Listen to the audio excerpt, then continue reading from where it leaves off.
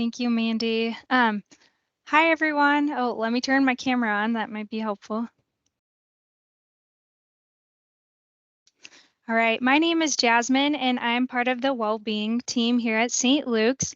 It's my pleasure to join with Mandy Helsley from the Lifestyle Medicine team. She's a licensed clinical social worker, and she offers support counseling to assist patients and people with psychology needs related to financial, stable environment. Mandy earned her bachelor's degree in social work from Boise State and her certificate in dispute resolution, and went on to do her master's degree in social work from Northwest Nazarene, where she specialized in clinical practice and administration. In just a minute, I'll be handing the microphone over to her for her stress reducing strategy webinar, but did want to let everybody know that this webinar is recorded. And is recording now, and that everybody is muted, and any questions or comments can be put in the chat bar. We'll also be doing some interactive things, so there will be a couple of polls, and feel free to type your responses as you see fit. With that, Mandy, take it away. Thank you. I'm excited to be on here, and I'm so grateful that you guys had reached out so that I could share this content with you guys. We really focus a lot on emotional wellness here at Lifestyle Medicine, here at the Y location that we've paired up with them, and absolutely love the ability to interact with the community as a whole and trying to do more preventative interventions for people. So today I'm really wanting to talk a bit about stress reducing strategies. I am guessing all of you guys know what stress feels like and have experienced it in your own lives. I'm hoping that we can kind of increase that awareness and then also give you guys some ideas on ways to reduce stress. A lot of these tips that I'll be talking about, you all probably know about them, but it's a matter of prioritizing it and trying to figure out how to make it happen in your day-to-day. First tip is this picture.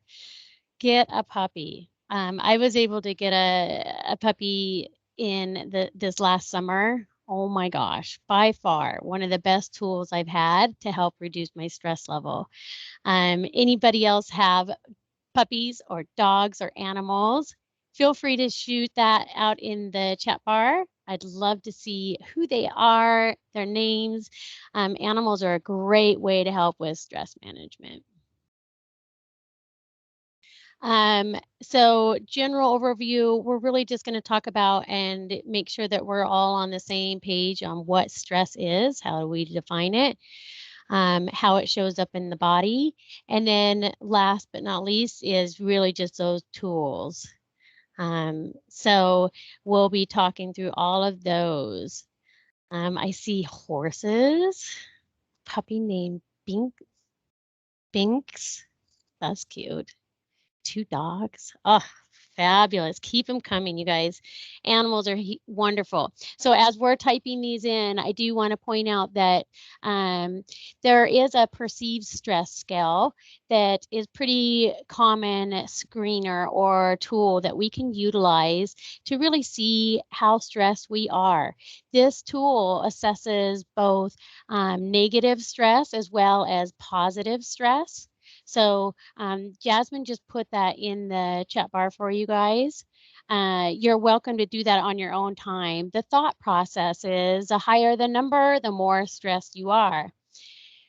The thing I love about this tool is that sometimes we talk ourselves out of what stress should be or how we perceive it.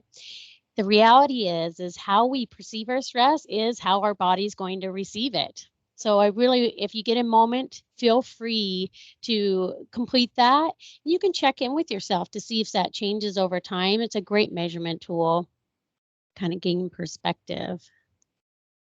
Oh my goodness, you guys are animal lovers. Look at all these animals you guys have. Border Collie named Callie, 2 dogs, 2 cats, 2 snakes. 1 squirrel, 3 fish. Mary, you're not messing around. It's fabulous. Okay, so what I want to do is let's talk about how you guys define stress. I'm going to see if we can, Jasmine's going to put that in the chat bar just to see if you guys can fill out this word cloud and give any definitions. When you're writing it in here, it's not going to be, it won't let you put a whole paragraph in there, but you can do words, short phrases. Let's see how we define stress, see if we have the same definition. Boy, Jasmine can get that in there. Oh, Jasmine put in a cute picture of her dog Whiskey. That's adorable. Mandy, I shared the word cloud. Let me know if it works. I can see it up here on mine. So if you guys just put in a word and then submit it, suffocating. Oh, yeah, that's a pretty strong word. You betcha. Stress can feel that way for sure. Overwhelmed, anxiety, exhaustion, tension. Oh my gosh, you guys are doing awesome. Paralyzing, aches and pains. That's really good insight. Look at you guys spitting them out. So this is really says a lot to me that you guys have good descriptors and understanding of what stress feels like in your guys' body. So let's keep building on that. You guys can keep putting in words, and hopefully everybody on this call can keep looking at these and be able to get words for your own stress levels. Okay. Jasmine, if you want to just give it another minute as people put these in, then you can also share the results. And then it might be something for people to be able to skim as we continue to walk through this. Okay. So the definition I have is a person's physiological response to a stimulus that triggers a fight-flight reaction. When you're triggering a fight-flight reaction, then that's stress. And again, we know that stress can be positive or negative. For example, me coming into doing this presentation, it definitely created stress for me, but it's a positive stress. So I could try to minimize it, but the reality is it's a stress either way because it's causing me to be in tune to this over what I normally would be doing, which makes my muscles more tense. My emotions are focused on this area. So it's a big deal. One thing I wanted to share was some numbers of what stress looks like in America. So I have a few slides here. One talks about overall, what are the stresses that we're feeling? And I thought this one was really good. Stress in America surveys are sent out every year by the American Psychology Association. And so I really try to track these just to kind of see overall where our trends are. And you can see that those numbers are changing as the years go by. You think about that pandemic and look at how those numbers adjusted during then. But I feel like you can see that there's a few that stood out to me on this graph. One, stress around work has been increasing for people in general. And families' responsibilities are really feeling like a big piece of what adults are dealing with. And then housing costs, not only here in Boise or in our little world here, we are seeing it nationwide that housing costs is becoming more of a stressor for individuals. I also thought it was interesting how they shared how stress of the pandemic has influenced the different generations. You can see here that the millennials have one of the highest numbers. Yeah, Christine, I see that you're thinking education needs to be on there. You betcha on that last slide. But just a friendly reminder how those numbers work. If you don't know what the Generation Z is, those are people ages 10 to 25. Millennials are 26 to 41. Gen X is 42 to 57. Baby boomers, of course, are the 58 to 76. And then that last category. So our stress is up. If you're feeling stressed, you are not alone. I thought that this was also really important to point out is that they're really recognizing the strain that this pandemic is having on parents and family units. I mean, they didn't really talk about our medical setting, but so many of you guys are really faced with stressors that are unique to being in the medical setting. But if you look at it from a home and personal environment, let's look at those numbers on this slide. Two things that stood out to me. One was that people don't feel like they're getting that emotional support they need in general. Especially that number went up again in 2021 from 2020. And also reporting that mental health, it wasn't very good for less than half was very good, right? So we definitely have opportunity to support one another and build on these. Yes, we are going to be sending this slideshow to you guys at the end of the meeting. Okay, so I know I've got about 15, 20 minutes here, but I really want to touch a little bit around how stress shows up in the body. And then I do want to give us a little bit of time to do just a 5-10-minute meditation. I feel like it's one of our best stress reducing strategies that we have out there. So we'll just keep buzzing through this. Stress can be seen physically, mentally, and emotionally. There's a huge connection between mind and body when we're stressed. As you guys were putting in all those fabulous words, you could see how some of those were descriptors of how you were feeling physically, because there is a connection between physical and emotional. So I'm going to list a few of the different ways that stress can come out. If we look at mental or emotional stress, if you feel like you're just having racing thoughts, always feeling like they're going through there and you can't seem to manage them. If you're easily distracted, feeling those symptoms of anxiety, depression, feeling overwhelmed, those are all great signs that you need to say, whew, I am stressed out and I need to be able to shift down or change what I'm doing. If we look at behaviorally, what are some signs that we're stressed?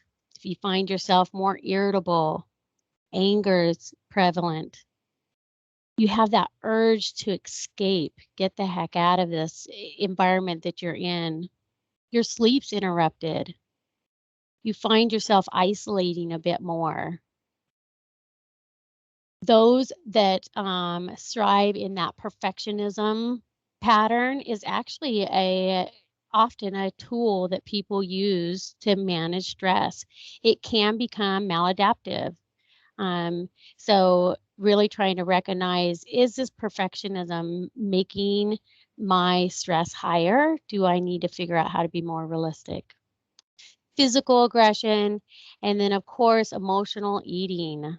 Whew, who doesn't relate with emotional eating? Yeah, it's a tough one. Comes out in all of us at different times in our day or our week, but also a good sign that maybe we're too stressed and we need to be able to manage it. I don't have time to share this video, but I love this video, and I do share it in my class that I do in the community. And it really talks about that relationship between the body and the mind and how that interaction happens and the detriment that can happen when we aren't managing our stress. So I know that Jasmine's going to be sending out an email as well as putting this in a link at the very end of our presentation today so that you guys can watch this on your own. It can be a bit technical, but I love there's components that talk about adrenaline, for example. When we're stressed, we release a lot more adrenaline.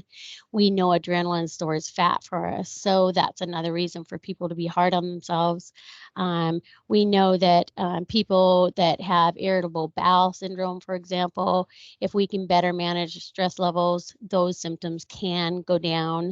pain, heartburn. So that video really kind of walks you through how that works with the body. Okay, so now I want to kind of talk through the different tools that we have available. One of the best ones, of course, in my opinion, is doing breathing exercises.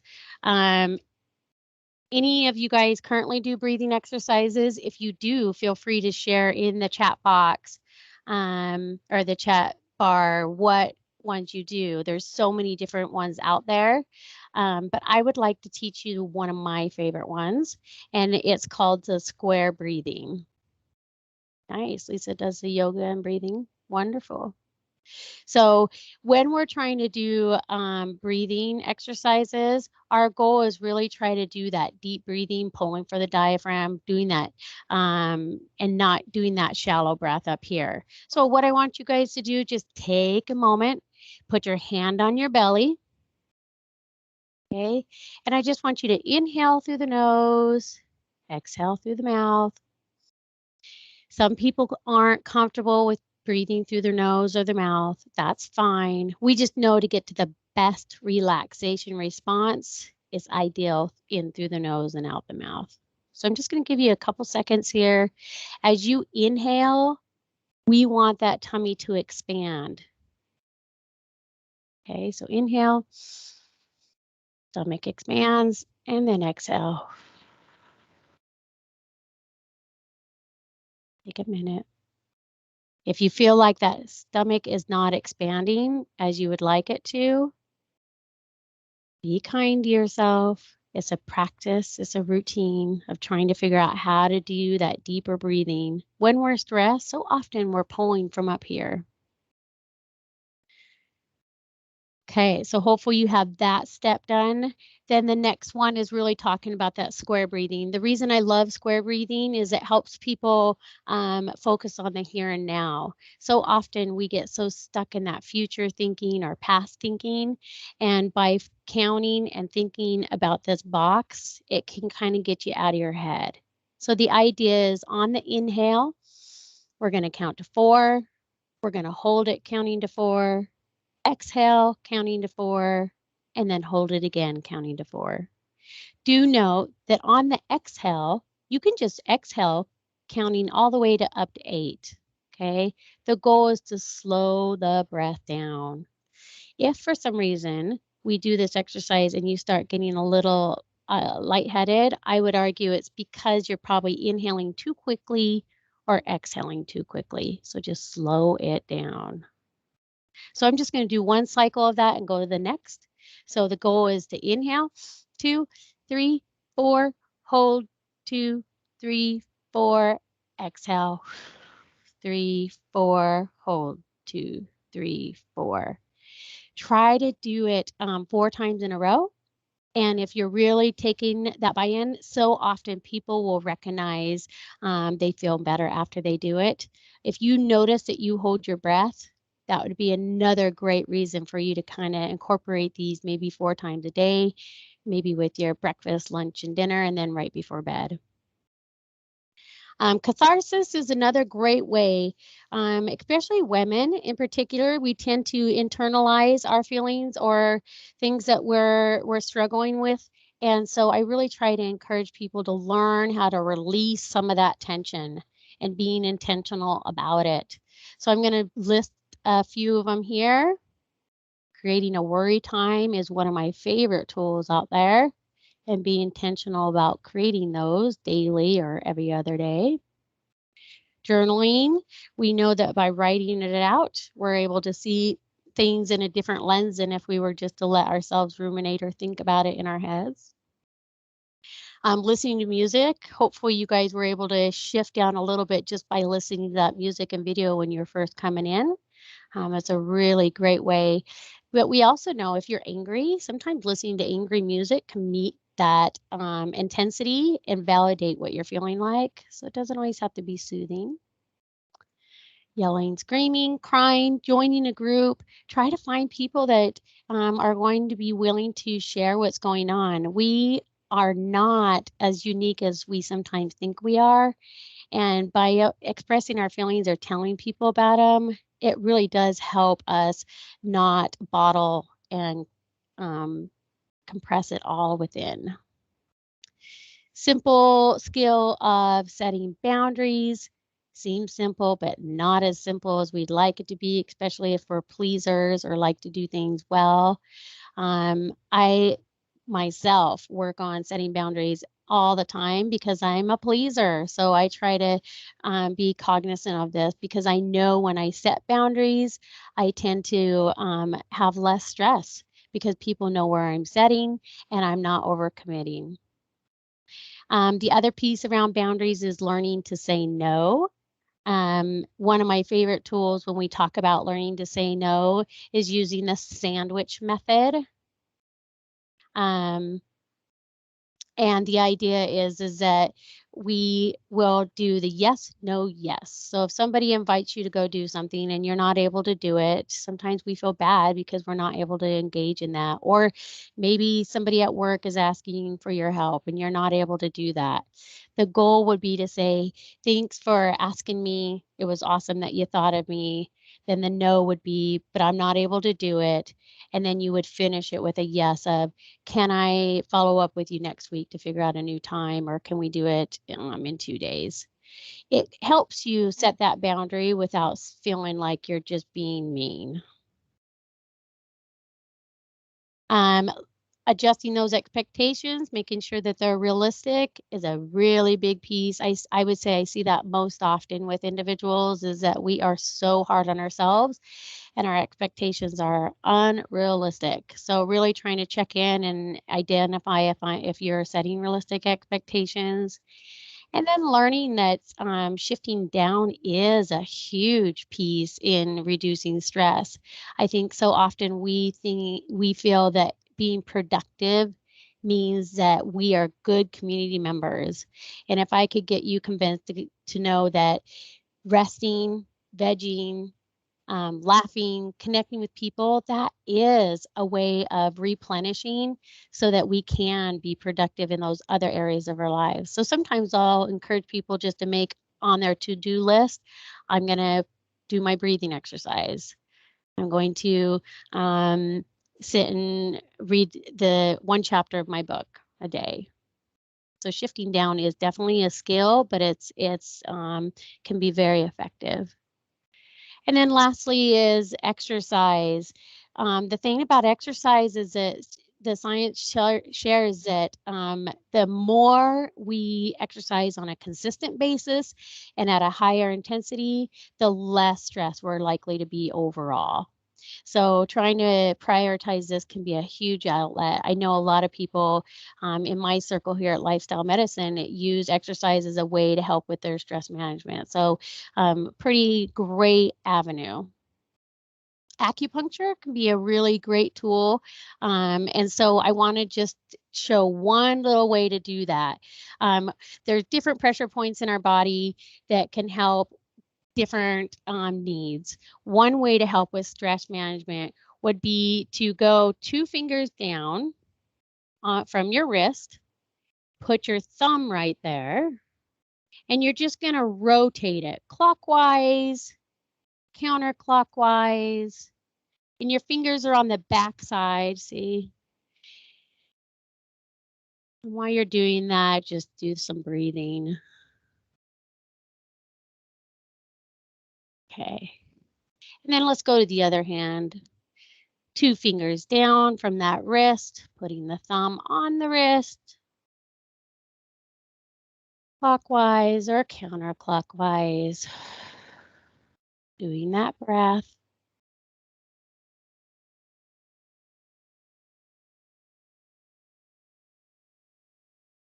And then once you're done with that, the ideal is to shake it off. Okay. So the last thing I want to do is just end on a meditation note. I'm so impressed that you guys were willing or able to step away and engage in this class. That tells me that you really are trying to lower those stress levels for yourself and recognize that that can compound. So what I want to do is we're just going to do it silently. Actually, I think I can rotate over to the video again. So when we do a meditation, I'm going to end up probably doing it till like 12:35. Hopefully you guys are able to stay on with that. If not, please note that you're welcome to come back and listen to this when you have time. But this particular meditation is called Sanctuary of Peace. And the goal is trying to teach ourselves just to be in this present state. I think I saw a couple people sharing about Headspace. So I think that's so awesome. It's a great resource for all of us here at St. Luke's. So many of you are probably already very familiar with meditations. So couple things that I like to encourage people to do is get yourself in a comfortable space.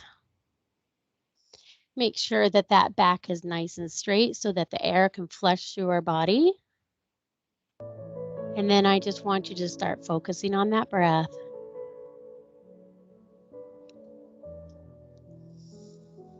Inhaling and exhaling.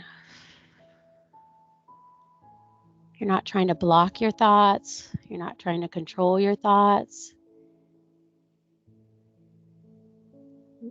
Just bringing your focus into your breath. On this next exhale, I just want you to let your shoulders pull away from your ears.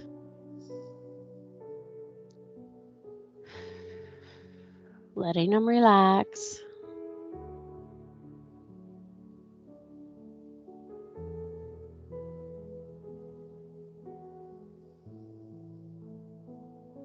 If you feel discomfort in your body somewhere, listen to that. Move if you need to. All right, we're going to try to create that sanctuary peace for you.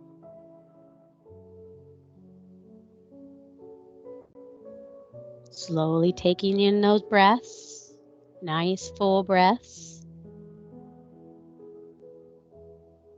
Using that belly and that diaphragm as we talked about earlier.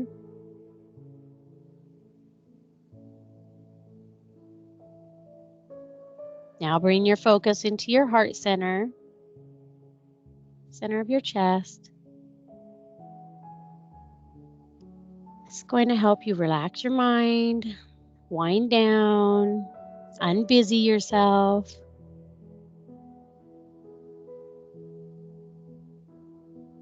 Just focusing on that heart, continuing that deep breathing, slowly and steadily.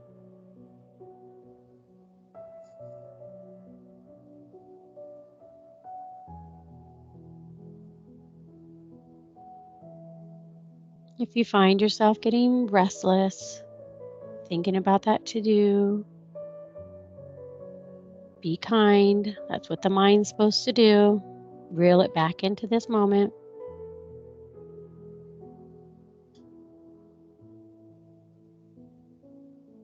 Sometimes that mind can be like a flywheel with its own momentum, and it takes time for it to spin down. Think about relaxing the mind. Sometimes can stimulate it further.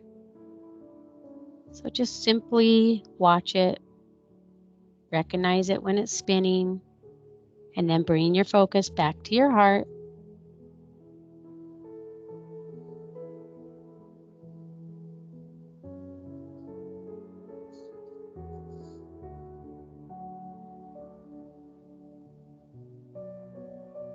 When you find yourself thinking about something else, just refocus back on your breath,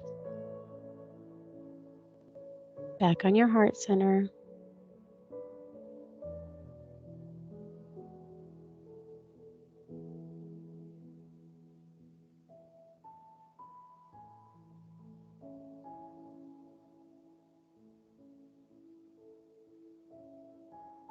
You can use the music as a grounding tool as well, or a focus point.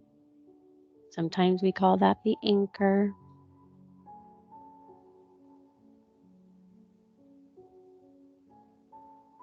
Most of the time we're busy doing something thinking about something we're going to do, thinking about something we did. In this sanctuary of peace, there's nothing to do. It's like sitting by a peaceful river on a Sunday afternoon and simply watching the water.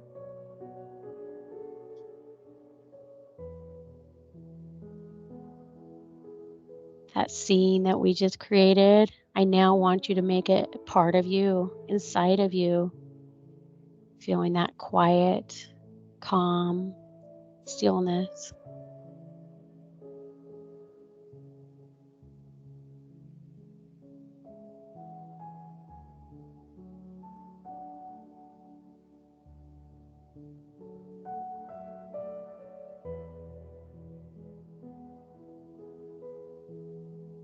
You're doing great. Letting those muscles relax and being in this moment. We spend so much of our time being active, thinking, doing, influencing, creating. But in this sanctuary of peace, we're just receiving.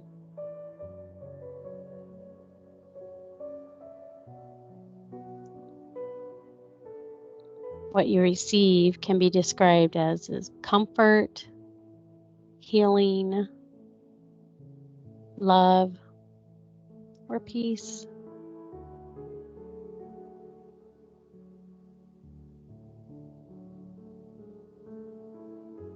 Receiving these don't require any actions on your part or any thoughts. All you have to do is just be open, relaxed, receptive,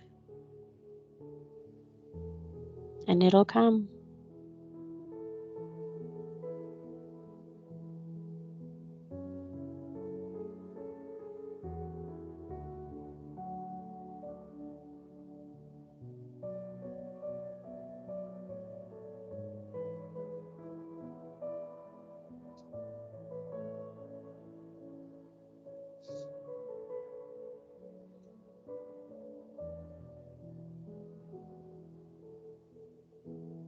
It's almost time to wrap up this meditation.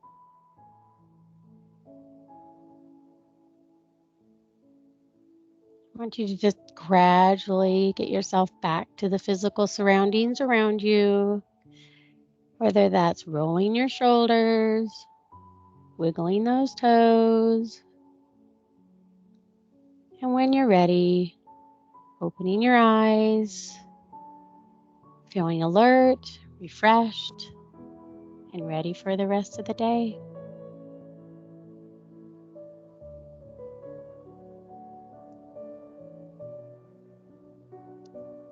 All right.